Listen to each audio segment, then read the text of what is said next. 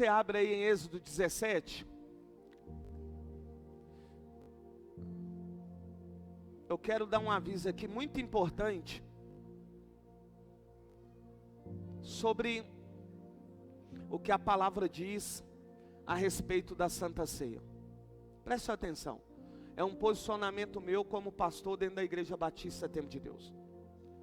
Alguns meses atrás eu havia dito, e reafirmo aquilo que eu havia dito, que eu daria Santa Ceia na terça-feira para aqueles que estão enfermos e para aqueles que estão em trabalhos. Pastor, o que o senhor está querendo dizer? Eu estou querendo dizer que a maioria das pessoas que aqui estão comigo tem mais de 7, 8, 6 anos, 5 anos. Então, para você que está chegando, o dia de Santa Ceia na Igreja Batista Tempo de Deus é o segundo domingo do mês. Se não for por causa de enfermidade, se não for por causa de trabalho, não haverá mais Santa Ceia dia de terça. Primeiro que o apóstolo Paulo vai ensinar que a Santa Ceia deve ser tomada em comunhão com os irmãos. Eu não tomo Santa Ceia sozinho. Eu tomo Santa Ceia em comunhão com os irmãos, esperando um pelos outros. Mas a questão maior aqui, não é só que eu vejo em muitas igrejas, e se tratando de pessoas, em muitas pessoas, é que elas estão ignorando a palavra do Senhor. Elas estão fazendo da mesa do Senhor algo profano, algo que não tem muita importância. E o interessante é que quando o Senhor ele vai falar com Malaquias, ele vai falar que os sacerdotes estão praticando isso. E Pedro diz que nós somos um reino de sacerdotes. Sendo reinos de sacerdotes, eu não posso considerar que esse suco que representa o sangue é algo qualquer, quando eu oro e consagro ao Senhor. Também não posso achar que esse pão é um qualquer, é o pão que está representando o corpo de Cristo que foi entregue por nós. Então, devido a muitas atitudes, comportamentos que demonstram ignorar essa mesa, o pão e o suco, a partir de hoje na Igreja Batista Tempo de Deus, quem não participa da Santa Ceia, embora, igual vai acontecer agora, terça-feira ainda, venham tomar a Santa Ceia, já estão em disciplina. Porque eu não posso permitir no altar dessa igreja, aquilo que a palavra diz e eu quero ler.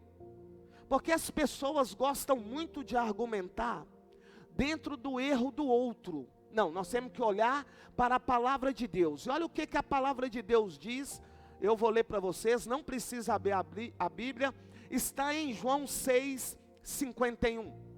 Eu sou o pão vivo que desceu do céu.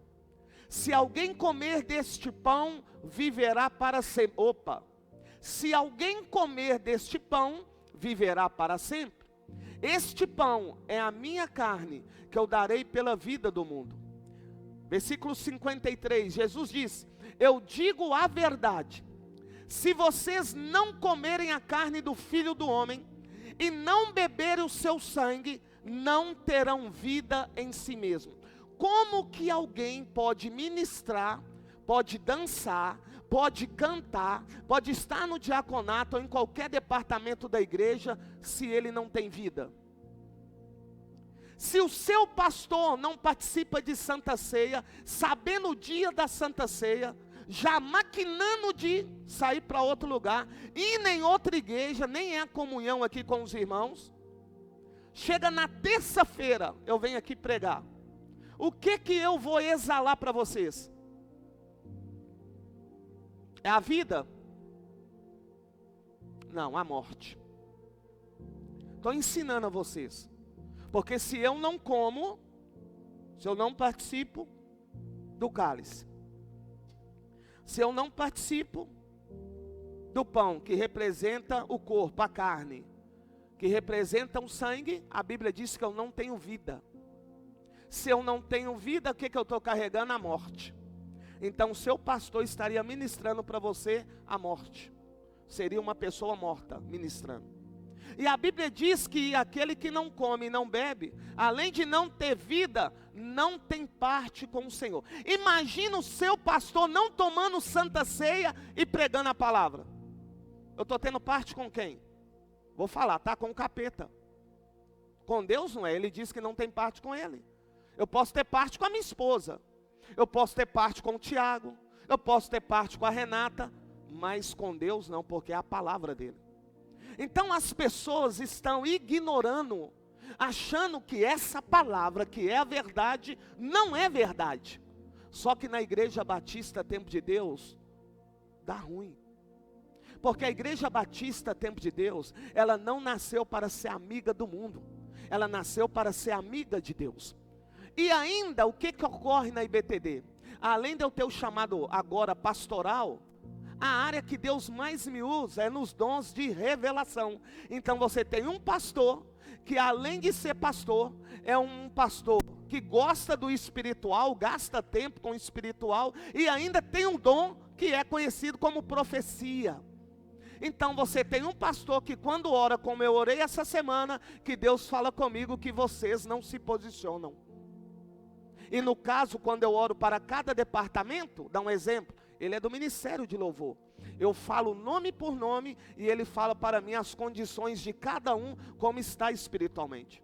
Então o tempo que eu gasto em oração não é pouco. Só o Ministério de Louvor tem mais de 18 pessoas ou 18. O diaconato, 12 ou mais. Pastores são tantos. Na verdade são 120 líderes aqui na igreja. Então não é pouco tempo em oração. Mas então, devido àquilo que o Senhor tem me dito, e aquilo que está na palavra, a partir de hoje, alguns viajaram porque o pai está doente, outros viajaram, mesmo doente, viajaram, mas para vir para a igreja não pode porque está doente. Então, esse tipo de atitude, embora na terça eles venham tomar santa ceia, se eles estão dentro do carro, se eles estão aonde que estão, vendo o culto, já estão em disciplina. E eu não sei se vai ser só um mês só não. Eu vou esperar Deus falar comigo. Porque hoje em dia a disciplina se tornou um comodismo. Ou seja, eu não quero fazer nada para Deus, vivo de maneira relaxada, o pastor me disciplina e eu vou curtir minha vida como eu quero. Então eu estou mostrando a você a importância disso aqui. Quem não participa, eu não tenho medo de falar não, viu irmão? Quem não participa não tem vida. Quem não participa, porque a mesa não é minha, é do Senhor. A ceia não é minha, é do Senhor. Quem não participa não tem vida, quem não participa não tem parte com Deus. Eu vou ser bem grosseiro. Nem é meu irmão em Cristo. Não tem parte com Deus, como que é meu irmão? Quem tem parte com Cristo que é meu irmão, mãe. Quem não tem parte é irmão de quem? Pode ser do irmão de sangue dele, mas em Cristo Jesus não. Então eu estou colocando dessa forma para você passar a atentar aquilo que o Senhor falou para os sacerdotes lá com Malaquias. Vocês estão profanando a minha mesa. Faz isso não. Não deixa de participar não. Amém? Então você que me ouviu, que não veio hoje, terça você vai até tomar santa ceia, meu lindo. Mas se é líder e o motivo foi só passeio, pastor, mas o senhor está sendo muito radical. A única vez que eu viajo no ano é em janeiro. Sabe quando que eu viajo? Depois da Santa Ceia. Nunca deixei de tomar Santa Ceia. Nunca. Nunca. Por quê? Porque isso é programação. Isso é prioridade. Isso é amor. Isso é vontade de ter aliança renovada. De ter Jesus dentro. O sangue correndo. E exalar a presença dele. Agora, quando eu faço uma programação e ignoro isso aqui, ó irmãos, você sabe, quando você viaja, quem vai para a praia quer nadar, não quer orar não. Quem faz isso é poucos. Quem está na praia não procura igreja não, procura é bar, para comer sanduíche, pizza, porção, não vai na igreja não. Ô irmão, não adianta omitir para Deus não, é raro. Ainda mais quem vai pescar, quem vai para a roça. Que igreja vai caçar, irmão? Vai nada, vai querer comer queijo, biscoitinho, ficar na rede, jogando bola e depois dormir. Nem ora antes de dormir, irmão. Então eu estou falando aqui para vocês darem valor o que Jesus fez lá, ó. Porque quando eu como e bebo, Paulo diz que eu devo trazer à memória o que Jesus fez por mim. Estão entendendo?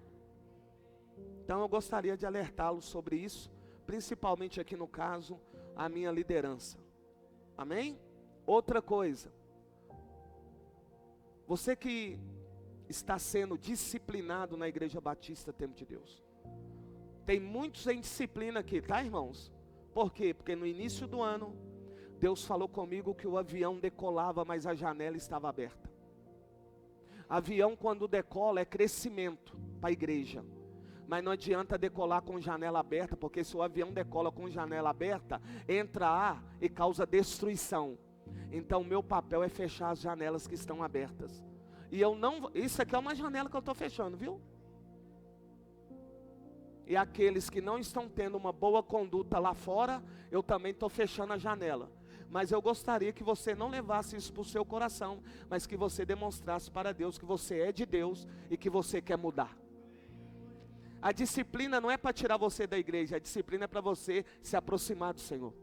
Porque o cajado serve para trazer, ó, para perto. Se Deus te disciplinou e você aceita a disciplina, você está mostrando que você ama a Deus. E Deus a todo momento te ama, porque a Bíblia diz que Ele disciplina quem ama. Agora quem rejeita a disciplina está rejeitando o amor de Deus. Talvez você é jovem ou você é casado, quem foi disciplinado aí, e não tem filho. No dia que você tiver filho, você vai lembrar disso aqui. Que embora o seu filho queira andar de bicicleta sem rodinha, você vai falar para ele: filho, sem rodinha não pode, senão você cai e machuca. Eu quero. Você vai falar não, ele vai chorar, você vai falar não. Aí no dia que ele for andar de bicicleta sem a rodinha e cair por desobediência, sabe o que você vai falar? Eu te avisei, mas você não quis ouvir. Então o que Deus está fazendo? Está mostrando a você que da forma como você está agindo, embora você ache agradável, não é o que Ele tem preparado para a sua vida. Entenderam? Então quando vocês não verem muitas pessoas aqui no altar, ou exercendo funções em qualquer departamento, está em disciplina. Beleza? Então vamos lá. O tema da mensagem nesta noite é o pedido de um líder. Está em Êxodo, capítulo 17. No versículo 12, diz assim: quando as mãos de Moisés já estavam cansadas, eles pegaram uma pedra e a colocaram debaixo dele, para que nela se assentasse. Arão e Hur mantiveram erguidas as mãos de Moisés, um de cada lado, de modo que as mãos permaneceram firmes até o pôr do sol.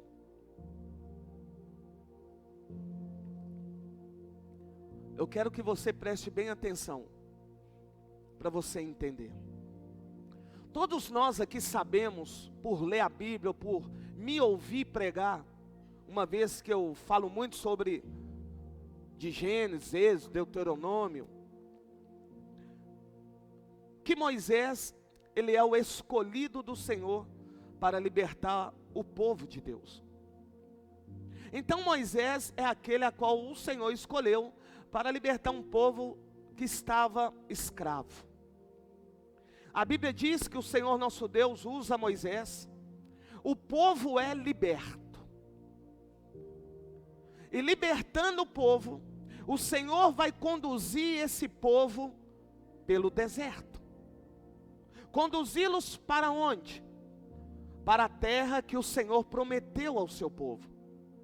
Deus usa Moisés para libertar o povo e conduzir o povo pelo deserto, para então chegar em Canaã, uma terra que emana leite e mel.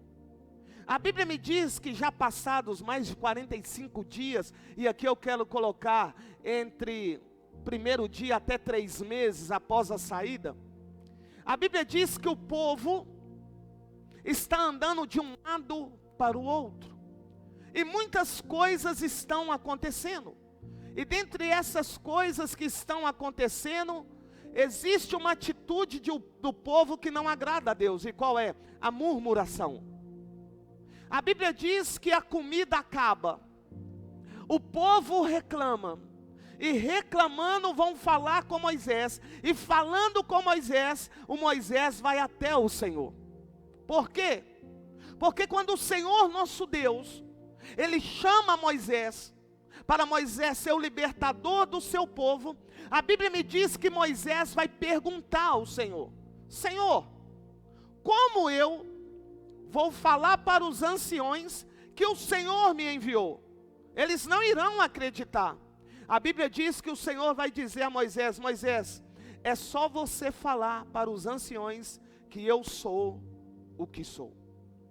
Quando o Senhor fala para Moisés que Ele é o eu sou o que sou, Ele está dizendo: fala para o povo que eu sou o que sou, segundo a necessidade de cada um. A Bíblia diz que antes desse acontecimento, a comida vai acabar. Então qual é a necessidade do povo? É comida. Moisés vai orar, e orando, segundo a necessidade do povo, Deus vai manifestar. Ele vai enviar cordonizes e vai enviar o maná. O povo que nunca havia comido maná, agora vai comer. O Deus provedor manifestou. Aquele que disse para Moisés: eu sou o que sou, está dizendo para o povo: eu sou o que sou, conforme a sua necessidade. A necessidade de vocês é comida? Então toma comida.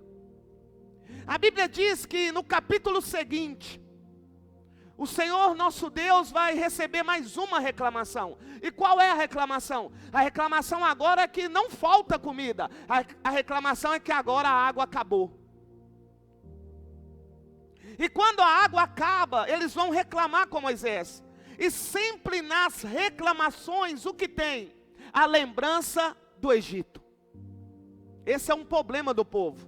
Sempre quer trazer o passado diante de Deus, achando que Deus não sabe o que aconteceu lá atrás. Mas o povo gosta. Vão até Moisés. Moisés vai até o grande eu sou o que sou. Fala para ele qual é a necessidade do povo, e o que o Senhor faz? Faz com que da rocha brote água. A necessidade do povo era água, então Deus deu água. A Bíblia diz que o povo está andando de um lado para o outro.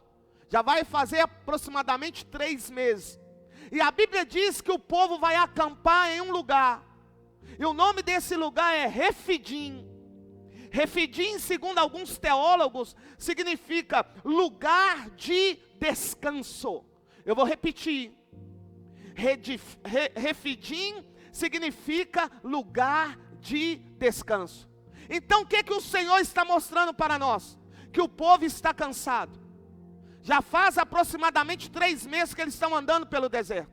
Muitas coisas estão acontecendo. E Deus está falando: é hora de descansar. Arrume um acampamento aqui, porque esse aqui é um local de descanso.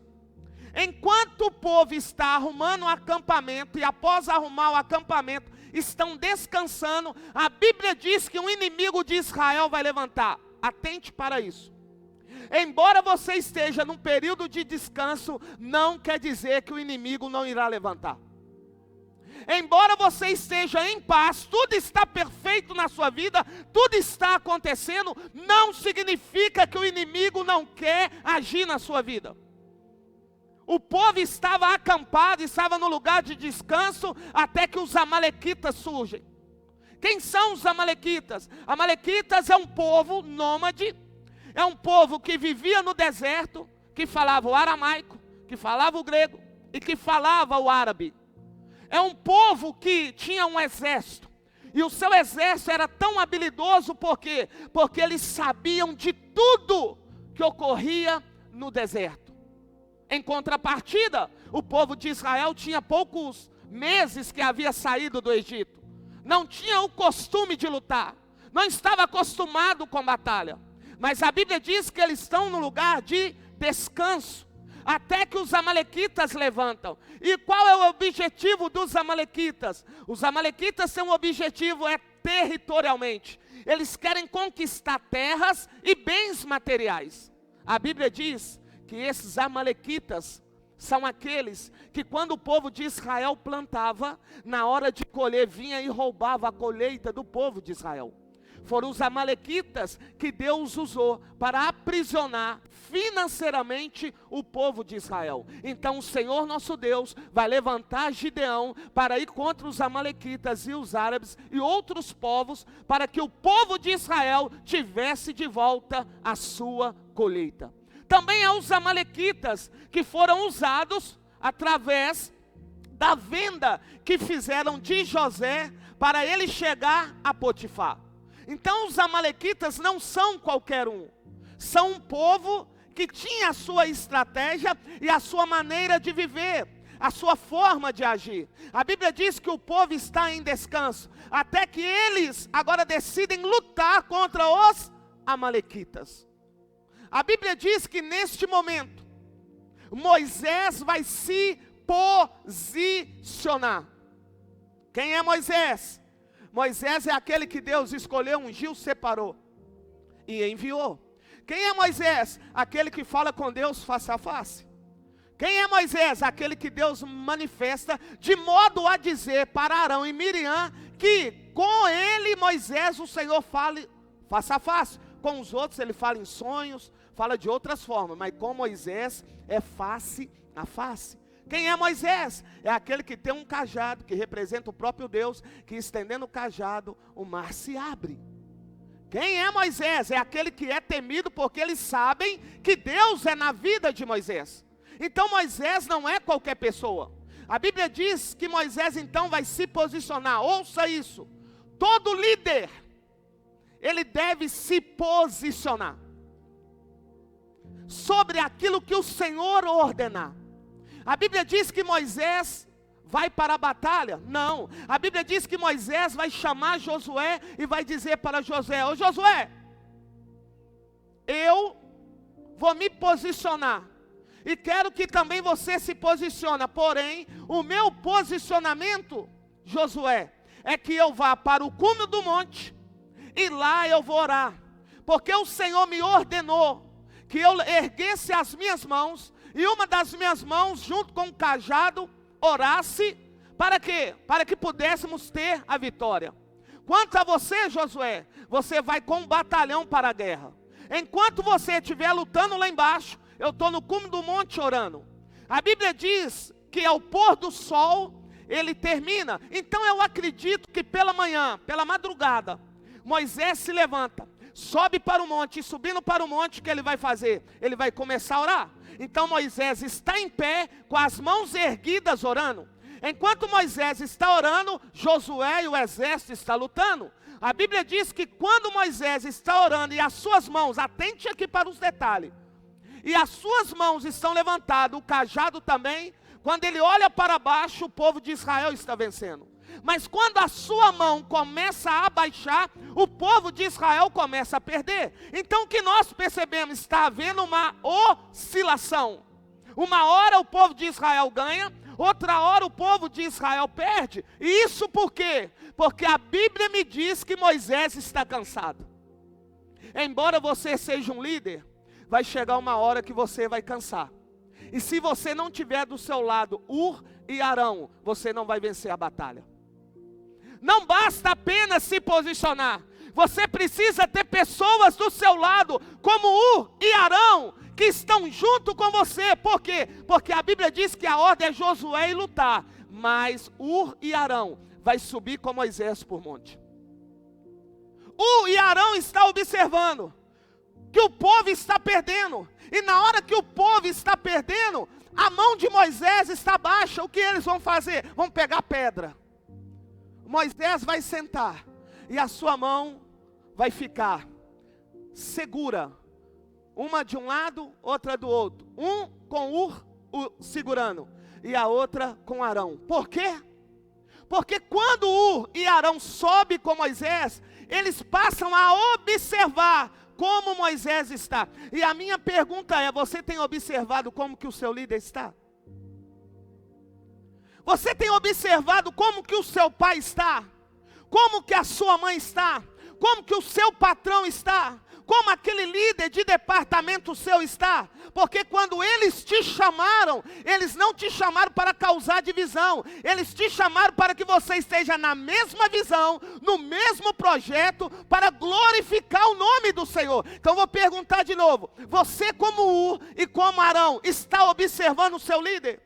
E observando o seu líder, você não precisa esperar ele chamar por ajuda, porque você está observando, e observando você percebe que a mão está caindo, há um cansaço, há uma fadiga. A Bíblia diz que Ur e Arão vai, e indo, sem que Moisés falasse nada, eles seguram, um de um lado, outro do outro na mão, para quê? Para que aquilo que eles queriam que glorificasse o nome do Senhor e trouxesse benefícios para eles acontecesse. Deixa eu dizer algo para você. Se não tiver Arão e Ur, e não tiver unidade, não tem como você obter a vitória que você quer. Sem união, não tem como ter vitória. Sem estar na mesma visão, no mesmo nível de comprometimento, se não tiver querendo a mesma coisa, para a glória de Deus, o reino de Deus, não tem como você obter vitória. Ur está lá, Arão também, Moisés com as suas mãos cansadas, pesadas, fraco. O que eles vão ver? Eles estão dizendo, aquele que fez o mar se abrir, também cansa. Aquele que clama por nós, também cansa. Aquele que ora por nós também cansa. Ei, vou abrir um parênteses aqui. Orar não é chato, mas cansa. Ler Bíblia não é chato, mas cansa a mente. Interceder não é fácil, cansa. Clamar, cansa. A minha pergunta é, eu tenho feito isso por você todos os dias quando eu vou orar. E a minha pergunta é, o que você tem feito por mim? Ur e Arão fizeram aquilo que eles deveriam fazer, ou seja, o papel do pastor é orar, e o seu papel você tem feito? Lá na empresa você tem feito o seu papel? Lá com seu pai, com a sua mãe, você tem feito o seu papel? Porque a Bíblia me diz que o povo não perdia a batalha porque Moisés deixou de orar, não, a batalha era perdida porque a sua mão descia. Então sabe o que o Senhor está dizendo? Não adianta apenas orar, senão fazer o que Deus ordenou. Está orando, mas não faz o que Deus ordenou. Está jejuando, mas não faz o que Deus ordenou. Vai na igreja A, e B e C, mas não faz o que Deus ordenou. O que Deus ordenou para Moisés? Moisés, com as mãos estendidas e com um cajado na mão, vai vencer a batalha. A minha pergunta é, quando a mão dele cansou, ele parou de orar? Não. Você não prestou atenção não? Que você continua orando, mas não obtém vitória? É porque na sua oração você não está fazendo aquilo que o Senhor ordenou. Vou repetir. Você não prestou atenção que embora você ore todo dia, jejum, consagre, você não está tendo vitória? E eu vou melhorar. Sabe por que você não está tendo vitória? Porque você não está colocando dentro da sua oração aquilo que o Senhor ordenou. Vou dar um exemplo. Se o Senhor ordenou você, na hora da oração, você ficar só de joelho, e você não tem ficado, você não vai obter a vitória. Se Ele falou para você que quando você for orar, você deve ungir a sua cabeça, você não ungiu, você não vai ter a vitória. Sabe por quê? Embora você ore, você vai ficar cansado, e ficando cansado, o inimigo vai vencer. Ei, meu lindo, não basta orar, precisa obedecer aquilo que o Senhor ordenou dentro de uma oração. Ele está orando, mas as mãos estão? Continua orando, mas as mãos estão abaixo. Ele olha para baixo e que vê o seu povo morrendo. Mas até que chega o Arão e levanta a mão de Moisés de um lado e do outro. E quando eles levantam a mão, a Bíblia me diz que agora o povo começa a vencer, irmãos.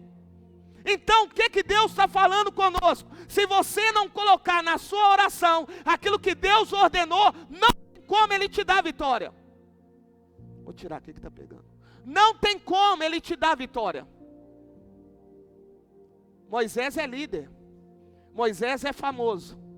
Mas precisou de ajuda. Sabe por quê? Porque estava fraco. Vou perguntar. Quantas vezes você olhou para mim e viu que eu estava fraco? E dessas tantas vezes que você viu, quantas vezes você procurou me ajudar? Então vou tirar o pastor. Coloca alguém da sua casa. Coloca alguém da sua família. Eu disse pela manhã e vou repetir. Tem pessoas que estão esperando visita.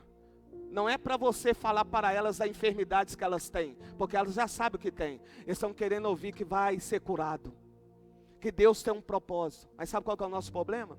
É que quando nós encontramos alguém, um exemplo, um pai que está com câncer. Ei pai, para que o senhor foi beber, hein? Ei, Arão e Ur não falou nada com Moisés não.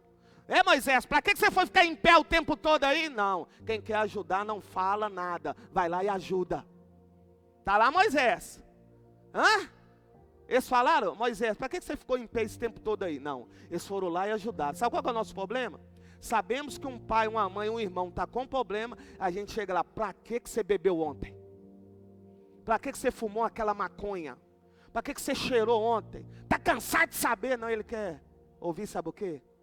Ô meu irmão, eu amo você, estou orando por você, Deus ainda vai mudar a sua vida.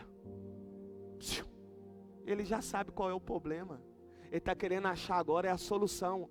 Ur e Arão viu o problema. Qual que era o problema? A mão de Moisés estava cansada. O que Ur fez? Um entrou à direita, o outro entrou à esquerda, ergueu a mão. Quando ergue a mão, está dentro do propósito de Deus, da vontade de Deus, do querer de Deus. Porém, para fazer isso, não pode ter inveja, não pode ter disputa, irmão, não pode ter competitividade, tem que haver união. Sabe por quê? Porque a Bíblia diz: quão bom e suave é que os irmãos vivem em união. A palavra do Senhor diz que um cordão de 3 dobras dificilmente se arrebenta, mas a Bíblia também diz que o reino dividido não prevalece. Não adianta orar e não fazer aquilo que Deus ordenou. Não adianta orar, fazer aquilo que Deus ordenou, se no coração há inveja, há ciúmes, há competitividade. União não é isso. União é você estar falando a mesma língua, estar no mesmo propósito, no mesmo querer, no mesmo efetuar do Senhor. Quem tem união não inveja a vitória do irmão. Quem está em Cristo Jesus verdadeiramente tem a alegria quando o irmão obtém a vitória. Você acha que eu fico feliz, irmãos, quando eu tenho que disciplinar alguém? Não, porque eu quero que a pessoa desenvolva na igreja, mas ao mesmo tempo eu não posso negligenciar aquilo que o Senhor me ordena. Porque se eu negligencio o Senhor e faço aquilo que você quer, o Senhor vai me reprovar. Eu prefiro ser reprovado por você. Eu prefiro que você saia daqui, seja qual dia que for. Se você entrou em disciplina ou não, ou vai entrar, não sei, Deus é que sabe. Que você no seu grupinho me difame. Pode me difamar, irmão. Porque pastor não presta. Porque pastor fez isso comigo, fez isso com aquilo. Eu quero saber como que eu estou com Deus. Sabe como que eu estou com Deus? Quando eu prego a palavra e vocês sintam a presença de Deus. Quando eu oro e Deus responde. Porque não adianta nada eu agradar vocês e desagradar o Senhor. Arão e Ur foi, ajudou. E o que aconteceu? Eles tiveram vitória. Quer ter vitória? Quer ter vitória? Comece a observar o seu líder. Quer ter vitória? Quando você observar que o seu líder está fraco, não pergunta para ele qual que é a fraqueza dele, não, porque você já viu. Vai lá e ajuda ele. Pare de questionar que não precisa ser questionado, só ajuda. Arão e Ur não perguntou a Moisés por que do cansaço, qual foi o motivo, e nem jogou na cara dele que talvez ele poderia ter errado. O que eles fizeram? Só entraram lá de baixo, levantaram a mão e tiveram a vitória. O nosso problema é que para nós ajudarmos uma pessoa, nós queremos argumentos, pretexto. Arão e Ur não, foram lá e mas isso faz pessoa que está na mesma visão e no mesmo propósito. Irmãos, no dia que você estiver na visão de Deus, da Igreja Batista Tempo de Deus, como o pastor Jerônimo me ensinou, só um olhar dele você já sabe como que ele está e o que ele quer. Tem pessoas aqui que já sabem no dia que eu estou top, já sabe também no dia que eu não estou bacana, porque eu consigo transmitir no meu semblante. Agora tem outros que estão pouco se lixando. Tem uns que entendem o projeto da igreja, tem outros que não. Sabe por quê? Porque embora esteja aqui, o coração está lá fora. louva com os lábios, mas o coração está voltado para as coisas do mundo. Outros, por quê? Porque as más conversações corrompem o bom costume. E corrompendo o bom costume, não consegue olhar para o projeto de Deus, só o do mundo. Mas eu quero que você leve isso para a sua vida. Olhe para o seu líder. Na sua casa é seu pai e sua mãe. Na sua casa é o primogênito mais velho. Na empresa é o patrão, é o gerente, todas as pessoas que é acima de você. No ministério, pastores, diáconos, presbíteros, comece a olhar para eles.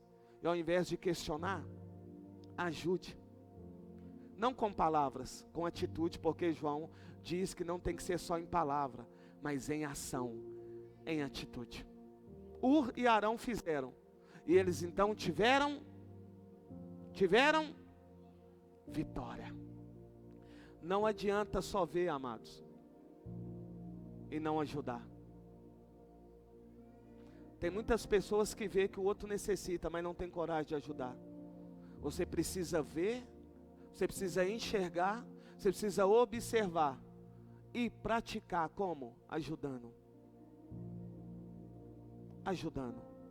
Nós temos um grupo aqui que é Patrimônio e Obras. O Daniel Gama, que mexe com PPS, parece o Eco Granito. Isso que está aqui, ó, no barrado da igreja aqui do lado de fora, que vai ser colocado em toda a igreja agora. Amém. Vou até repetir porque teve um aleluia. Vou colocar em toda a igreja agora, por lá de fora. Lindo, não é barato, mas meu pai é dono do ouro e da prata. Já até comprei, só vou passar o cartão amanhã. Que eu compro é de 12 vezes. Né? Já mostrei aqui como que vai ficar. Vou até falar para vocês. Né? Nós estamos decidindo ainda, mas está para ser tudo preto. Mas se não for tudo preto, vai ter algumas partes ali dos pilares que não vai ter o preto. Vai ter um cinza mais escuro, mas que vai parecer um eco granito, não, como é que fala? Um granito. Parece uma pedra de granito, mas não é. É o PPS, conhecida aí de outra forma como eco granito, que é um outro produto parecido também. Então nós vamos fazer. Então nós temos esse grupo. E esse grupo é responsável por quê? Pelas coisas da igreja. Então Daniel vai no líder, no João, e quer saber o que tem de patrimônio de instrumento. E o João fala, ó, nós temos 4 caixas, porém 2 está estragada. Nós temos 2 violões, porém 1 está estragado. Nós temos um baixo que ninguém usa, fica ali jogado. E ele só vai anotando. Ele vem até a mim e diz, pastor, temos caixa lá estragada, está dentro da condição da igreja, temos que arrumar, temos que comprar. Esse grupo está lá para quê? Não é para um criticar o outro. É para trazer crescimento na obra. Aí começa a aparecer as sugestões. Vamos alugar andaime, vai ser carretinha, vai ser trator, sei lá o que eu não entendo muito. E começa. Um dá ideia daqui, outro dá ideia dali. Por quê? Porque o objetivo é o mesmo. Qual que é o objetivo? Deixar a fachada da igreja mais bonita do que ela é, para glorificar o nome do Senhor. Estão entendendo? Então esse grupo foi levantado para quê? Para me ajudar. Quando foi ontem, fomos fazer o passeio. Essa hora muita gente trabalha. Mas Deus levantou alguns valentes, como eu. Trabalho demais. Toda coisa que eu quero fazer na igreja, eles não deixam eu pegar para fazer. Eles me amam, esse povo. Aí tem um coordenador aí que gosta muito de tirar foto. Ele vai e tira foto minha sentada no saco de cimento. O que o povo pensa? Esse pastor não faz nada. Mas Deus é testemunha, eu vou pegar na enxada, o senhor vai machucar. Parece que eu sou até uma moça. O senhor vai pegar na pá, vai machucar. Pega o saco de cimento não, que é pesado. Aí eu sentei, tomei o meu café, comi um bolo. E o coordenador tira uma foto, põe no grupo. O que é que eles falam? Esse pastor não faz nada. Mas eu te perdoo no nome de Jesus. Mas por quê? Sabe o que eles alegam? O Senhor já tem problema demais. Os problemas que o Senhor tem já cansa o Senhor o suficiente para que o Senhor pegue peso aqui. Então fica aí na sua só observando, dando o seu pitaco. Embora o seu pitaco a maioria é errado, mas a gente está aqui fizeram o passeio. Está lá o passeio pronto.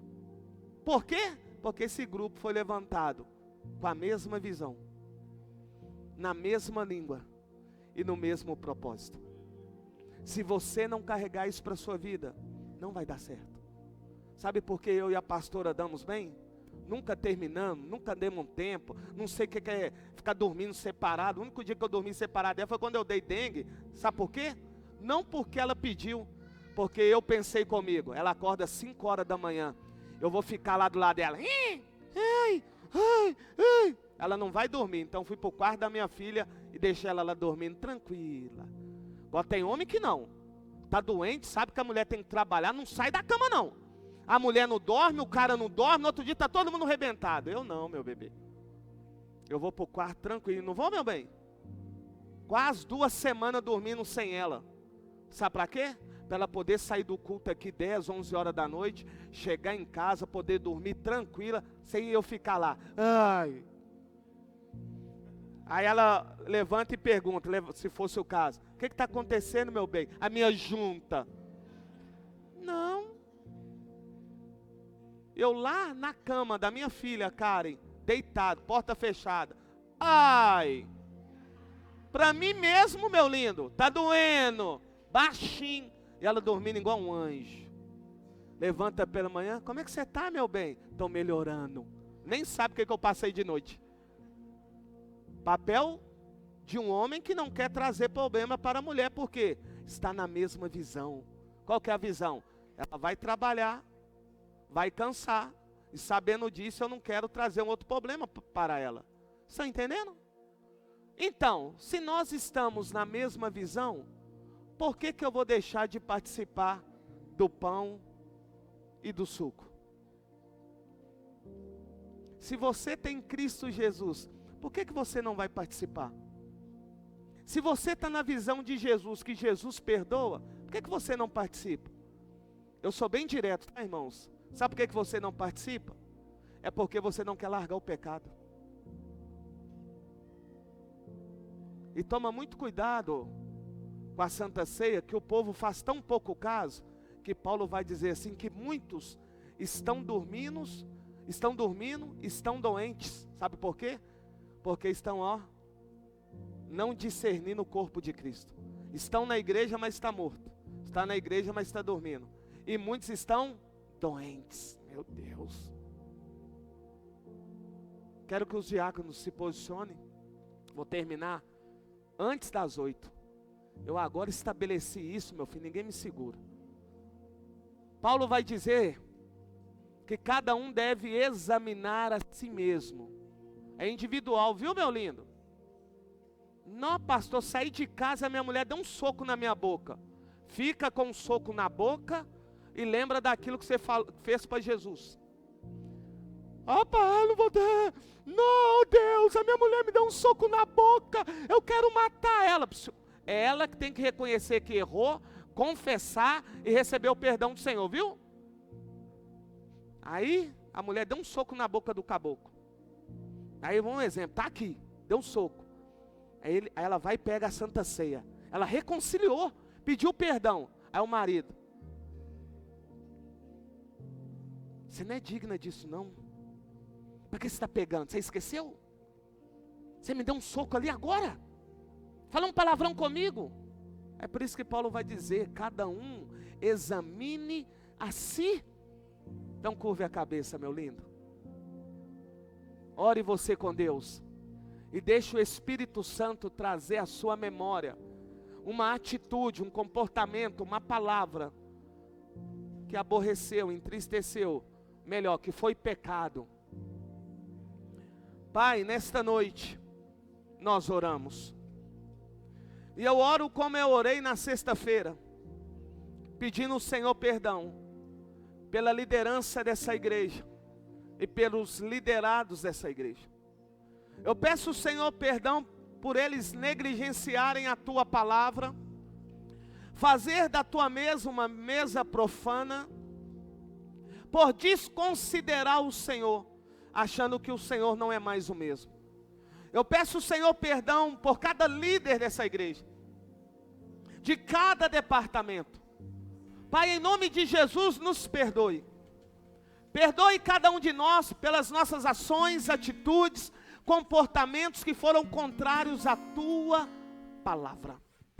Pai, que nesta noite seja gerada em nós a união. União sem interesse. Interesse esse pessoal. Que o interesse seja para a glória do Senhor e o reino do Senhor. Pai, no nome de Jesus eu oro. E peço ao Senhor, Deus, nesta noite. Perdoa-nos. Perdoa a Tua igreja. Perdoa a Igreja Batista Tempo de Deus.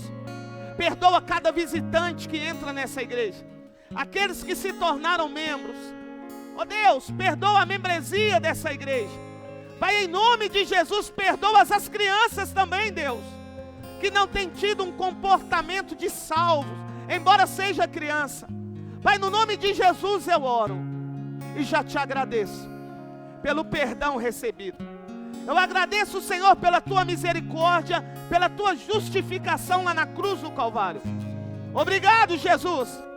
Obrigado, Deus, porque hoje nós temos a oportunidade de reconciliarmos com o Senhor, renovarmos a nossa aliança com o Senhor, e é algo que o Senhor aguarda, porque a Tua palavra diz que antes do Senhor e para a cruz do Calvário, o Senhor tomou a última ceia. Já faz não sei quantos mil anos que o Senhor não participa da mesa com os seus. Então há uma expectativa no nosso Jesus, da trombeta soar. E após a trombeta soar, nós que estamos em Cristo, encontraremos com o Senhor nos ares. E encontrando com o Senhor nos ares, seremos adornados pelo Senhor. E depois de sermos adornados pelo Senhor, iremos para bodas do Cordeiro, o casamento. E é nesse casamento, é lá que nós estaremos ceando com o Senhor. Ei, há uma mesa preparada para nós. Há uma expectativa do nosso Deus por este dia.